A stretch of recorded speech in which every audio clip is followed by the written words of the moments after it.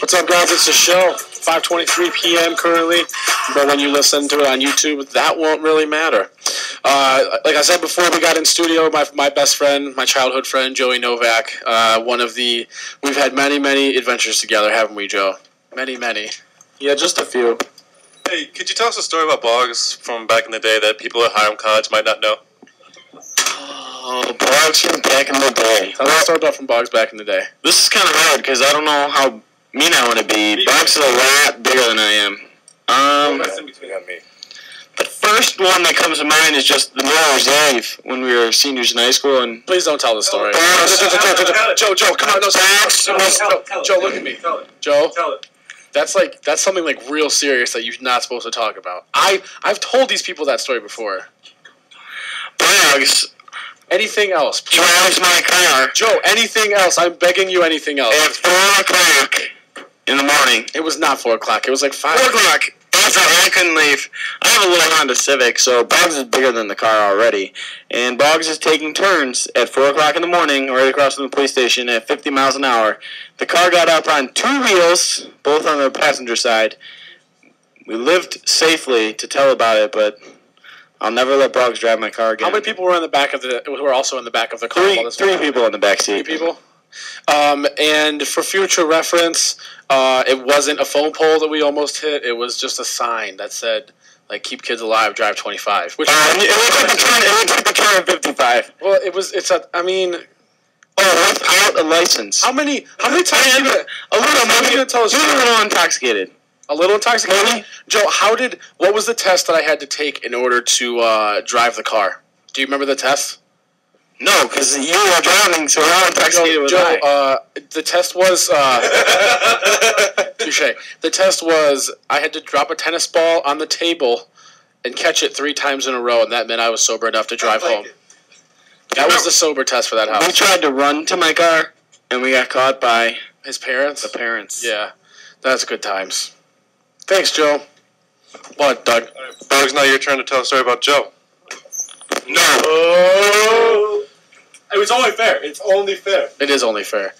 Well, there's so many different ways I could go with this, and I love my little Joe. So I'm going to tell, there was just one time we're at a party, and... Oh, God. it's a party at our friend Kenny's house. Oh, okay. And, do you remember this party, Joe? Yeah, I remember a little bit. Looking pretty nervous over there. Yeah, I'm a little nervous. What's that? How come this one? What's up with Kenny? I don't think that these stories are even in their meanness. Mine wasn't that bad, and now you're gonna go. Now you're just gonna, because you know. All right, proceed. All right, no, go on, Joe. I almost did. Proceed. This is See, now you got the man said go on. Yeah, but now you got me feeling all bad and stuff. Well, now you got the listeners listening, and they want to hear. I've got $10 to the person who doesn't submit. You guys each taking each doing stories about each other, and the person who says no more stories about me, the other person gets $10 from me. Give the $10 to Joe. I don't want stories about me. No, go on. Do you tell the story? No, because you're going to tell one right back, and I don't like want 2 packs of Black and Miles. Joe wants to go for this. The first time I ever met Brian's mom, I swam over her in the hallway. That was kind of interesting. Almost as interesting as when you headbutt a hole through the wall. I want to hear about Kenny's house. All right, listen. We're all intoxicated at a ripe age of 18 years old, as usual, and we were at a party of our friend Kenny's where his mother is very attractive. She was not there, of course. He was having a party while his parents were out of town, and in her room, that he, of course, did not lock. Why would you lock your mom's room during a party? There was at least 45 to 50 people there, and the house was probably no bigger than the room we are currently sitting in for this radio show. The owner of the house, his mother, would not be very happy because not only did we have a 21-year-old there who decided to spill red paint in the garage. B, they also started the lawnmower and let it run in the garage with the doors closed. I know. I was one of the people in there with the lawnmower and the door closed. B, this also 21-year-old that used to live with Joe and is one of our personal good friends. We were throwing beer cans through the garage door window as the glass Yes, it was Chris. As the glass shattered everywhere, and someone said, "Oh, come on, man," and then they got a beer chucked at their head that was full. Well, in the other room, I decided to wander over with red paint on my shoes, and I jumped on the couch and tracked it all over the nice white couch they had. It was like an off-white, but still, it had red prints that day. I go into his mom's room, where Joe has not only A, raided her liquor cabinet, B, drank all of her wine. You drank all of her wine. There was like 2 gallons of wine. And it was not me. You contributed. Okay, I'll accept that, but it was not only me. Okay, no, it was not only you. Joe, a wink doesn't work over the radio. Okay, and then Joe's girlfriend. You guys were dating at the time, right? No comment. Yes. I don't know if they were dating at the time, but there was a girl who was dating at the time. I won't say her name, but she walks in from another party. She was younger than us, so of course she didn't have the same friends. So she walks in from another party, and she's walking in with someone who Joe's not very fond of, and Joe might have a hard time if she was with this kid at all times. Which she was, because it was her quote-unquote close friend who tried to make out with her on a daily basis every time they were intoxicated together, and Joe was not there.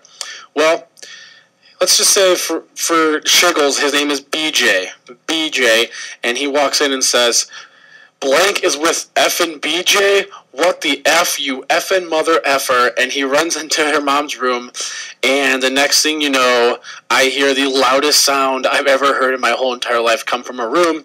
And I run in, and I'm like, "Oh, Joe, did you punch a hole in the wall?" And I look at his head, and it looks like someone threw powder at his forehead. Because, no, Joe didn't punch a hole in the wall. He's a good boy. He headbutt the hole in the wall. And this the Kenny Cross kid, this ginger, comes in and goes, "What the F, Joe? What the F is your problem?" And he just proceeds to scream, "Bitch!" And he just yells it like Chuck Liddell after winning an MMA fight. That is exactly what it was like. Am I right? But to back Joe up, he did the manly thing. He paid for it. He actually did. You go over there and fix it yourself? No, I didn't. I paid him like $40, and it was like $5 plaster. Yeah, he paid him $40 for the $5 plaster. But what really counts is the fact that we trashed this kid's house and his $1,700 couch, and I ran across it with red paint to the song. What song was it? That Young Jock song? It's going It's going down. It's going down. Yeah, that's a very popular song. Very, very popular. And we trashed his house with red paint.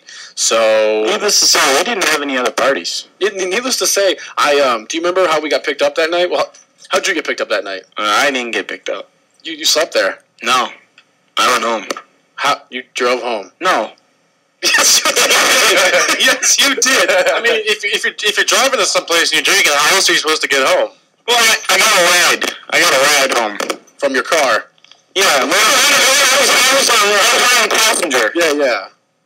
Did BJ drive you home? No. Oh. Did Blank drive you home? The girl I was talking to at the time drove home. Oh, okay. Well, she drives him home, but so awkward. It's a good thing he got out because as the cops were driving by, I was passed out in the tree lawn. Do you have tree lawns in Michigan? Possibly, but I've never heard the word before. It's kind of like there's the yard, sidewalk, grass. Right beside the street. We call it tree lawns because we put our, okay. So why do we call it tree lawns? I want to know an explanation for that. Because we put what? Because we put trees on the lawn. Because we put our garbage out there. So that's why it's called tree lawn. Because we put garbage out there. Wouldn't it be like garbage lawn or call it a tree lawn, like Joe? Garbage grass or like garbage stop? Wouldn't that be that name? Spider snake. I don't know. Spider snake. I have no idea. But anyways, I was passed out on the tree lawn, or the garbage lawn, as Joe likes to call it, while the cops drove by and asked me if I was okay. And I said, "Yeah, I'm just feeling a little ill, officer." And he said, "Oh, okay." And he just kept driving by. So, needless to say, the girl that I was dating at the time also picked me up. And I proceeded to puke all over her brand new car. Good for you. I know. That's a good story. It is a good story. So you kind of got me, and you got yourself. I really. So that was a good one. You guys are a bunch of romantics with your ladies, having them drive you home after you're plastered. That's how it kind of works in Eastlake. If you really think about it. It's always been the half drunk girlfriend drives the really, really drunk boyfriend back to the house.